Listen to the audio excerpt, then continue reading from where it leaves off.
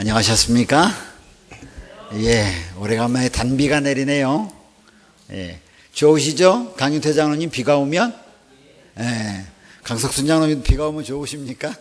예, 아마 들녘에 뿌려진 씨앗들이 열매를 맺기 위해서는, 자라기 위해서는 단비가 필요한데, 많지는 않지만 그래도 단비가 촉촉이 내림을 인해서 우리 모두 하나님께 감사하시기 바랍니다. 주님 은혜 가운데 평안히 잘 지내셨죠? 예, 감사하기는 오늘 서정이가 여기 와서 피아노 치고 있네요. 예, 피아노 치는 서정이의 모습을 인해서 하나님께 감사드립니다.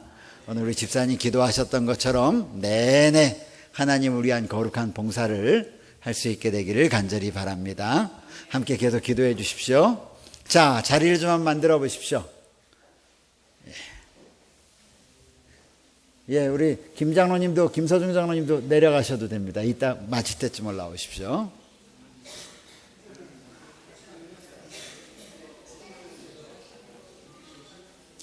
저기 문 집사님 이쪽으로 오십시오. 이쪽 하고 하시고, 예, 김서중 장로님은 이쪽으로 같이 오시면 되겠습니다.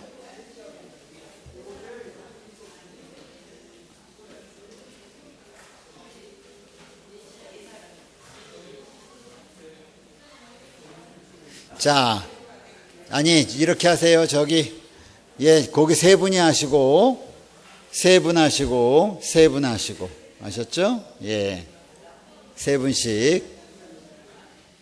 저쪽에 세 분이 되셨죠? 예.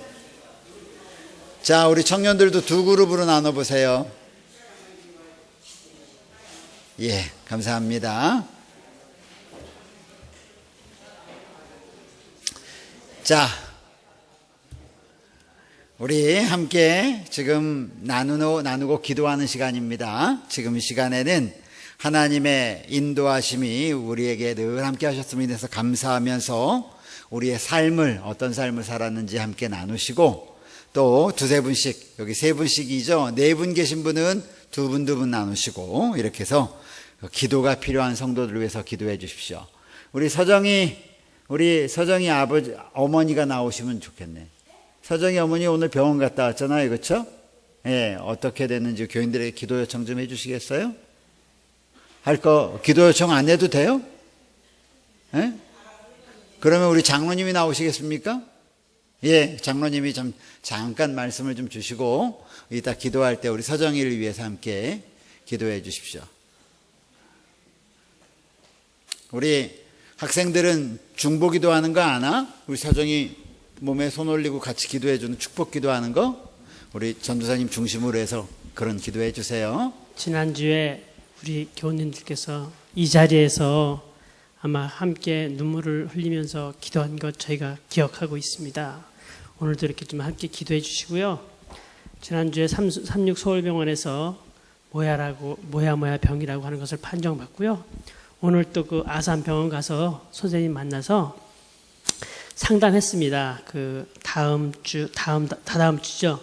6, 7, 8, 6월 6일 날 입원해서 3일 동안 입원하는데요. 그때 아마 또 이렇게 선생님께서 처치하실 것 같고요. 아마 또 이제 그 이후에 다음 단계로 이렇게 넘어가야 되는 것 같습니다. 저희가 의지해야 될 분은 우리 하나님밖에 없다라고 하는 것을 저희들이 다시 한번 또 이렇게 깨닫게 되었고요. 하여간 우리 교우님들께서 많은 기도를 좀 요청드리도록 하겠습니다. 고맙습니다. 아멘. 예, 우리 성도님들 끊임없이 기도해 주십시오. 차 목사님 나오셔가지고 우리 지난번에 임종 예배 드리셨던 분을 위해서 잠깐 또 말씀 좀 주십시오. 예, 저희가 지금 계속 우리 차 목사님이 방문하고 있는 한 성도가 계셔서 성도에 대한 안내를 좀 잠깐 드리겠습니다. 예, 지난 목요일에 급히 좀 침례를 받으셨는데요. 박홍규 씨라고 합니다. 연세는 79세고요. 사모님이 주성자 씨라고 여기 구립교회를 20년 전에 나오시다가 20년 동안 신앙생활이 끊어진 상태로 있다가 그 남편분이 수특동에 사는데 저희 교회에 연결돼서 저희가 같이 참여하는 중에 이제 이분이 갑작스럽게 이제 의식을 잃고 계속 이제 눈을 감고 있는 상태로 이제 있고요. 지금은 호흡이 좀 불안정해서 이제 산소 호흡기 끼고 현재 기계를 차고 있는데 산소 포화도가 50 이하로 떨어졌다가 지금 80 정도로 유지하고 있습니다.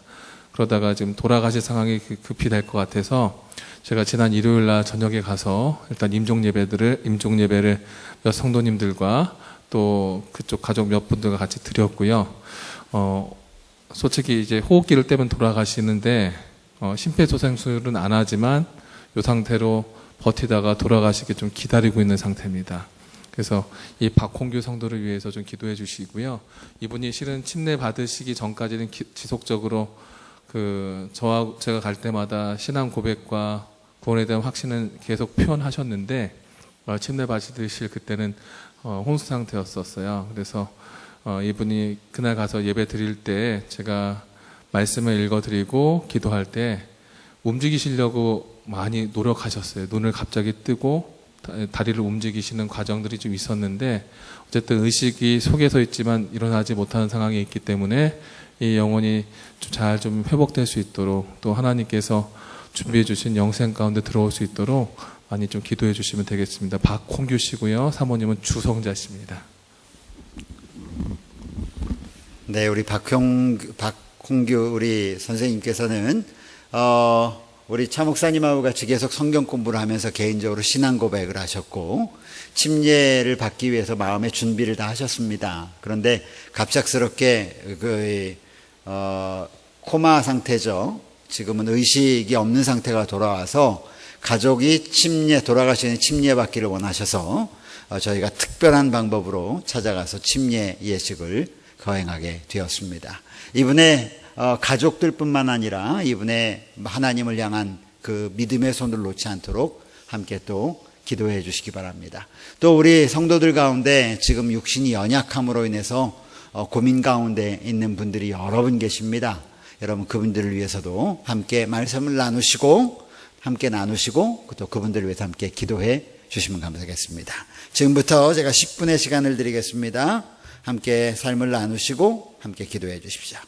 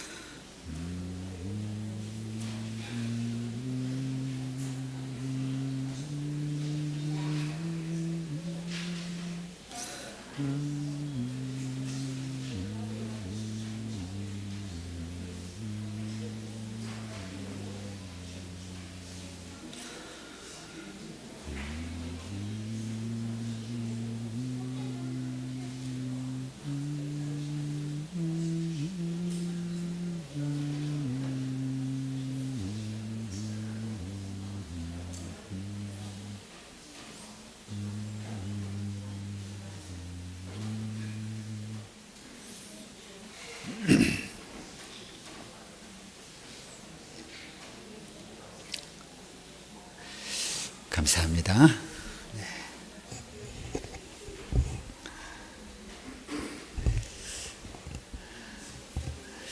예. 오늘이 무슨 날인 줄 아십니까? 오늘 특별한 날인데 제 생일은 아닙니다. 예, 오늘 무슨 날인지 혹시 아셔요? 예. 여러분 산상보훈이 마태복음 몇 장부터 몇 장까지죠? 5장부터 몇 장까지요? 7장까지죠. 오늘 이제 본 성경절을 보니까 7장 몇 절입니까? 25절인 거 보니까 뭐 한 것 같습니까? 끝날 때가 된 것 같죠. 저희 1년 딱 우리가 같이 공부했습니다. 산상보훈에 있는 말씀만 가지고 매 화요일마다 1년 동안 했는데 오늘이 산상보훈 마지막 날입니다. 예. 여러분 산상보훈을 통해서 여러분 많이 도움이 되셨나요? 그렇습니까? 예. 우리의 생각을 많이 넓혀주는, 우리가 그동안 가지고 있던 신앙의 모습과는 조금 더 다른 쪽을 생각해 하는 말씀이 산상보훈의 말씀입니다. 그런데 이 산상보훈의 말씀을 이제 오늘 말씀으로 저희가 맞춰지게 됩니다. 자, 우리 7장 25절에 있는 말씀, 25절, 26절, 27절 뭐 다 비슷한 맥락의 말씀들입니다. 그런데 그 중에 25절 말씀만 우리 함께 읽어보도록 하겠습니다. 비가 내리고 시작. 비가 내리고 창수가 나고 바람이 불어 그 집에 부딪히되 무너지지 아니하나니 이는 그 주추를 반석 위에 놓은 까닭이요. 우리의 삶에 때때로는 비도 내리고 여기 말씀처럼 때때로는 창수가 나고 바람이 부는 인생의 삶을 우리 모두 살고 있습니다. 그 누구도 평탄한 삶을 살고 있지는 않습니다. 그렇죠?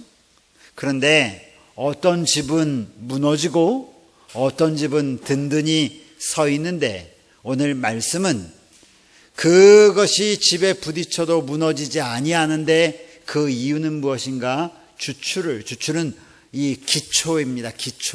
기초를 반석 위에 세운 연고다. 이렇게 말씀하십니다. 여러분 이 말씀을 읽어보면 여러분의 집, 어떤 집이든 상관없습니다.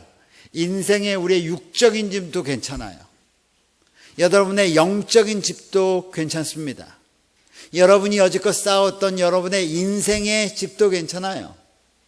그런데 여러분의 집이 여기 성경절에 나와 있는 것처럼 무너지지 않고 굳건하게 서 있기를 간절히 원하십니까? 예. 우리의 인생에 여러 가지 비, 바람, 폭우가 불 것입니다. 반드시 있습니다. 그것이 죄악 세상의 모습이기 때문에 그렇습니다. 그런데 어떤 집은 무너지지 않고 어떤 집은 무너진다고 하는 것입니다. 오늘 그 무너짐과 무너지지 않는 것의 차이점이 무엇인지 오늘 우리가 함께 살펴보게 될 것입니다. 이 시간 다시 제가 여러분에게 시간을 좀 이번엔 짧게만 드리겠습니다. 저희가 시간이 많이 지나서요. 예수님께서 말씀하신 것처럼 우리는 반석 위에 집을 짓는 지혜로운 사람이 되기를 원합니다. 그렇죠? 그러나 그 일이 결코 쉽지 않음을 또한 압니다. 우리의 집을 반석 위에 지으려고 할 때 우리의 노력에 가장 방해가 되는 요소는 무엇이라고 여러분 생각하십니까? 반석 위에 지으려고 마음은 먹는데 그렇게 하게 하지 못하는 가장 큰 방해 요소가 무엇인가? 자, 제가 5분만 드릴게요. 아셨죠? 함께 좀 잠깐 좀 나눠보십시오.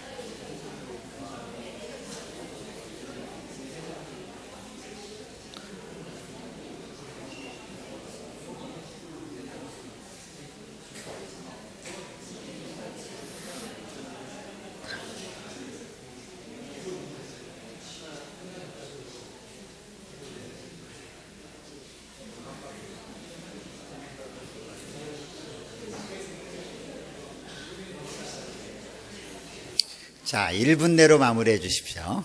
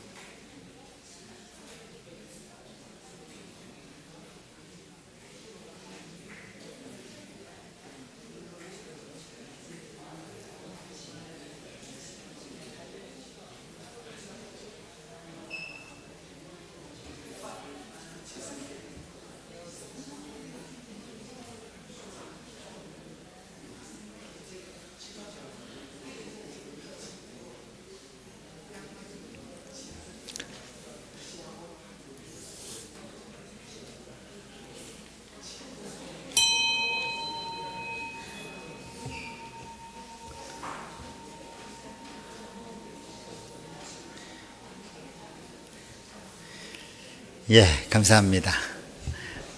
시간을 충분히 드리지 못해서 죄송합니다. 말씀 나누실 게 굉장히 많아 보이는데, 예, 우리의 집을 반석 위에 세운다라고 하는 것은 예수 그리스도의 말씀 위에 세우는 것이고, 그 말씀은 어떤 말씀이었냐면 오늘 예수님께서 갈릴리 호수 주변 언덕에서 산에서 그 말씀을 듣고 있던 사람들에게 전하셨던 그 말씀 위에 집을 짓는 것이었습니다.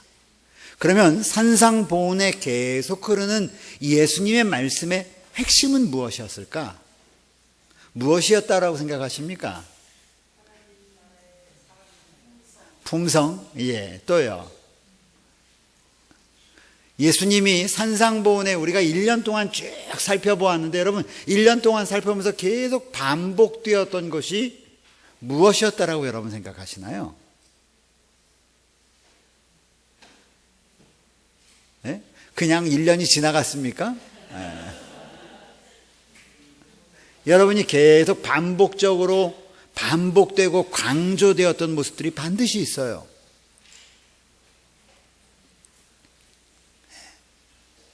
품성, 예, 품성이 굉장히 비슷한 말씀인데 조금 다른 걸로 한번 표현해 보십시오.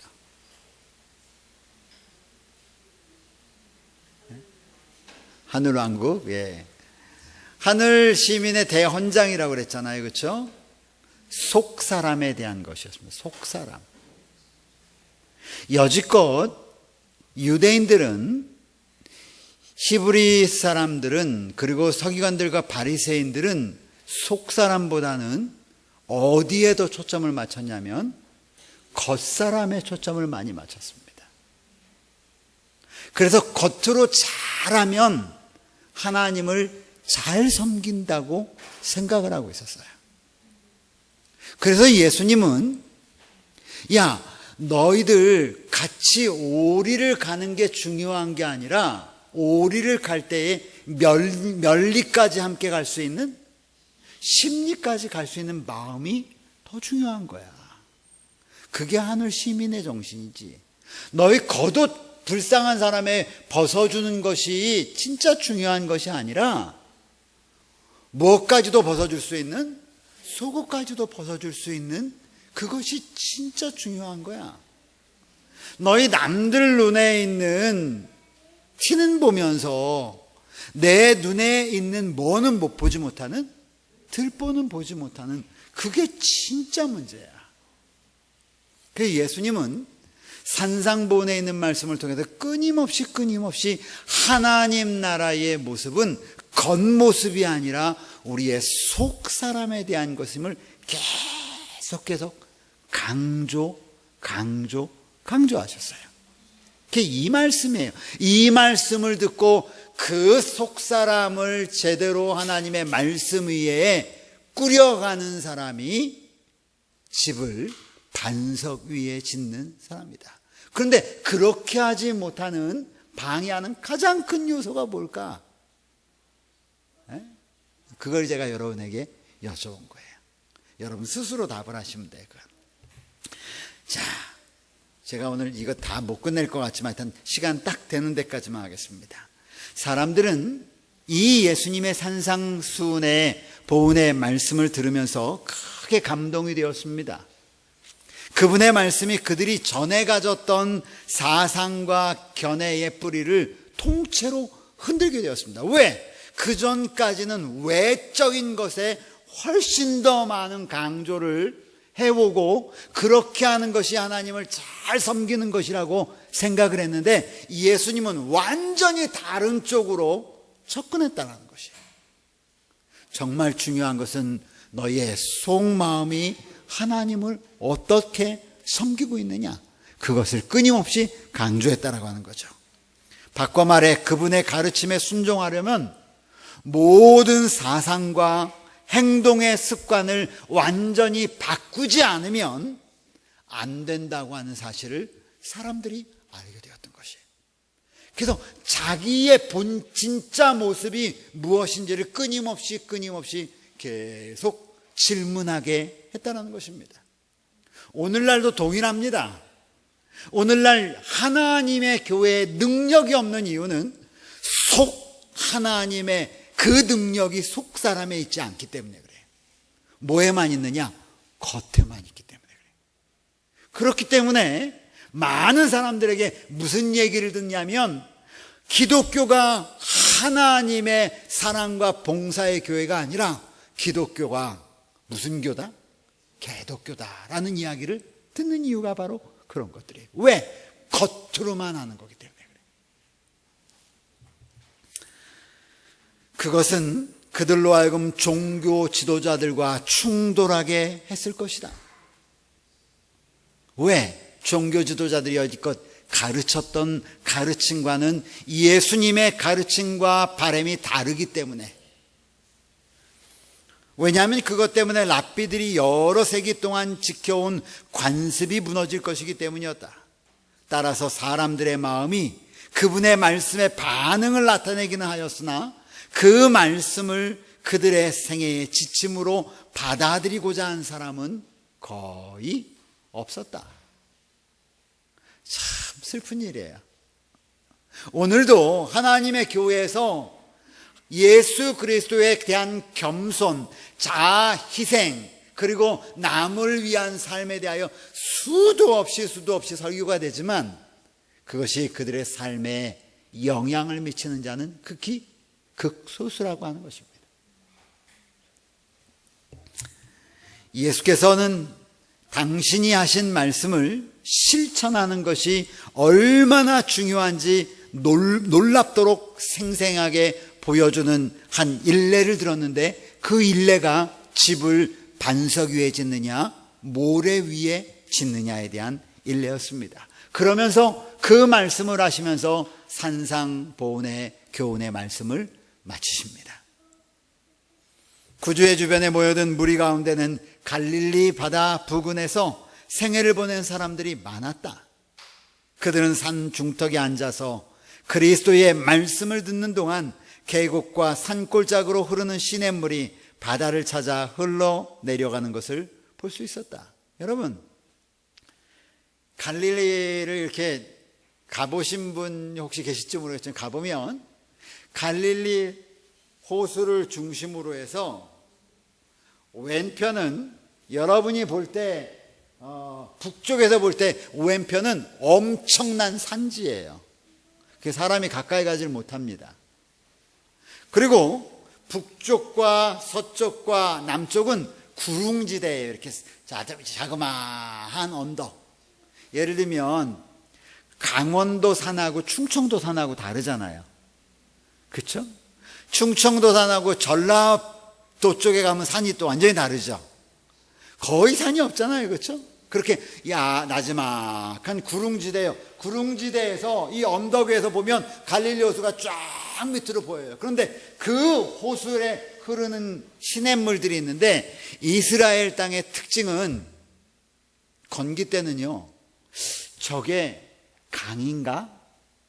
저게 이 시내 물로, 그러니까 흘러내리는 물이 흘러내리는 개울인가라고 느낄 만큼 아무 흔적이 없어요. 건천이라고 그러잖아요. 건천. 그런데 그건 어디에도 있냐면 사막에도 있어요. 이렇게 보면 물이 흘러내린 흔적이 보여요.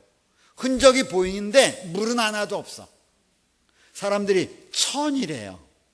근데 저기 어떻게 물이 흐를까 하는데 우기가 돼서 비가 오면 물이 엄청나게 한꺼번에 흘러내려 버리는 거예요. 그리고는 자취를 감춰버려요. 그 얘기예요, 이게. 여름에는 종종 이 시내들이 말라서 먼지가 나는 바닥만 남긴 채 완전히 없어져 버리곤 했다. 그래서 강이라고 생각 자체가 안 드는 거예요. 그러나 겨울에 폭풍우가 언덕 위에 쏟아지면 강은 맹렬하고 사나운 물결로 바뀌는데 때로는 골짜기를 가득 채우며 저항할 수 없는 거센 물살로 모든 것을 휩쓸고 지나갔다. 그리고 가끔은 얼른 보기에 위험이 없을 것 같은 농부들이 초원에 지어놓은 농막들도 휩쓸러 떠내려갔다. 이게 실질적으로 그 당시에 예수님의 말씀의 이야기를 듣던 사람들은 다 한두 번씩은 본 모습이다 이거예요. 율법과 하나님의 본성에 대한 위대한 원리, 산상보훈에 나타나 있는 말씀은 율법과 하나님의 본성에 대한 위대한 원리를 산상보훈은 끊임없이 반복을 하고 있어요. 행위, 우리가 무엇을 해야 되느냐를 가르치는 것이 아니라 우리가 그렇게 될 수밖에 없는 근본 동기인 하나님의 율법과 하나님의 본성에 대한 그 원리가 무엇인지를 산상보훈은 계속 우리에게 가르쳐주고 있어요. 누구든지 말씀 위에 집을 짓는 자는 그리스도 곧 만세반석 위에 집을 짓고 있다. 말씀을 받아들임으로써 우리는 그리스도를 받아들이게 된다. 그리고 그분의 말씀을 받아들이는 자들만이 그분 위에 집을 짓고 있다. 우리는 그리스도의 말씀에 순종함으로써 그분 위에 집을 짓게 된다. 단순히 의를 즐기는 자가 의로운 사람이 아니라 의를 행하는 자가 의로운 사람이다. 하나님의 말씀을 듣고 난 다음에 야 이거 좋다, 참 감사하다 이렇게 하는 자가 아니라 그 말씀을 듣고 그 말씀이 내 속에 뿌리를 내려서 나의 삶 속에 하나씩 실천해가는 사람이 의로운 사람이다. 거룩하게 되는 것은 황홀병에 빠지는 것이 아니다. 그것은 모든 것을 하나님께 바친 결과이며 하늘에 계신 우리 아버지의 뜻을 행하는 것이다. 자, 다음 말씀도 좀 볼까요? 신앙은 그리스도의 말씀을 실천하는 데 있다. 따라서 읽으십시오. 신앙은 그리스도의 말씀을 실천하는 데 있다. 그게 신앙이라는 거예요. 그게 신앙이라는 거예요. 그러나 그것은 은총을 얻기 위해서가 아니라 아무 자격이 없는 우리가 그분의 사랑의 선물을 받기 때문에 실천하는 것이다. 하나님, 내가 이렇게 하면은 제가 복을 받습니까? 그렇기 때문에 하는 게 아니라는 거예요. 그것은 우리가 아무런 받을 자격이 없는데 우리에게 주신 사랑의 선물 때문에 우리가 감사함으로 나가다 보니까 그 가운데 실천 가운데 있다는 것이죠. 그리스도께서는 인류의 구원의 근거를 단순한 신앙 고백이 아니라 의로운 행동을 통해 나타나는 믿음에 두신다. 단순히 말만 하지 않고 행동하는 것이 그리스도를 따르는 자들에게 기대되고 있다. 그래서 오늘 이 산상보훈에 있는 말씀을 마치면서 너희가 지혜로운 자가 되려면 하나님의 말씀 위에 너희의 집을 지어가라는 거예요. 다른 말로 하면 하나님의 말씀 율법과 하나님의 이 본성의 원칙 위에 우리의 신앙의 집을 지어가라는 거예요. 그런 자가 오늘 우리 주님께서 말씀하시는 능력 가운데 거하는 자다라고 말씀하십니다. 요거까지만 보고 말씀을 마치겠습니다. 하나님의 능력과 그분의 생명은 그분의 말씀 가운데 있다. 여러분, 이거는요, 아무리 강조해도 지나치지 않은 것입니다. 하나님의 능력과 그분의 생명은 그분의 말씀 가운데 있다. 이 말은 무슨 말이냐면, 우리의 삶 속에 하나님의 말씀이 거하지 않으면, 다른 말로 하면 이 교회에 와서 그냥 담임 목사가 하는 설교를 들어서는 그것만 듣는 것 가지고는 하나님의 능력과 그분의 생명이 여러분에게 있을 수가 없는 것입니다. 그리스도인이란 말씀 가운데 사는 사람이고, 왜 말씀 가운데 살도록 했냐면 그래야만 그가 살 수 있음을 하나님이 아시기 때문에 그래요. 하나님이 우리를 말씀으로 바꾸어 가시는 거예요. 그것이 오늘 지혜로운 사람이고, 그것이 오늘 그의 집을 반석 위에 세우는 사람이라고 말씀하시는 것입니다. 그대가 소유하고 있는 빛에 유의할 때에 더 큰 빛이 오게 될 것이다. 이 말씀은 사실이에요. 하나님의 말씀의 빛은요, 점차적으로 임합니다. 처음에 요만큼만 봤던 빛을 보고 감사한 사람에게 그 다음에는 더 큰 빛을 하나님께서 허락하시는 거예요. 그대는 하나님의 말씀 위에 집을 짓고 있으므로 품성이 그리스도의 품성과 같은 모습으로 형성될 것이다. 그러므로 오늘 이 산상보훈의 말씀을 마치면서 주님께서는 우리에게 끊임없이 뭘 말씀하시냐면, 너희의 집을 반석인 예수 그리스도의 말씀 위에 세우는 백성이 되라고 오늘 우리에게 당부하는 것입니다. 오늘 여러분, 이제 산상보훈의 말씀을 제가 다 다루지 못한 분들은 여러분께서 한번 요 뒤에를 좀 더 읽어보십시오. 참 우리가 다시 한번 하나님의 나라의 대원칙 가운데서 우리의 인생의 집을 세워가는 하나님의 백성들 되기를 간절히 바라면서 말씀을 마치겠습니다.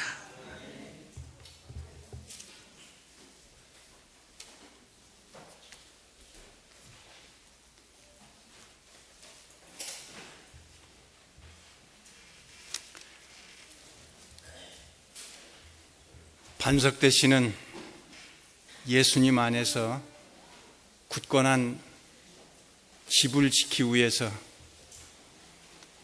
저 높은 곳을 향해 가기 위해서 우리 다 함께 일어서셔서 483장 찬미를 부르겠습니다. 이 찬미 부른 후에 목사님의 축도로 오늘 예배를 마치겠습니다.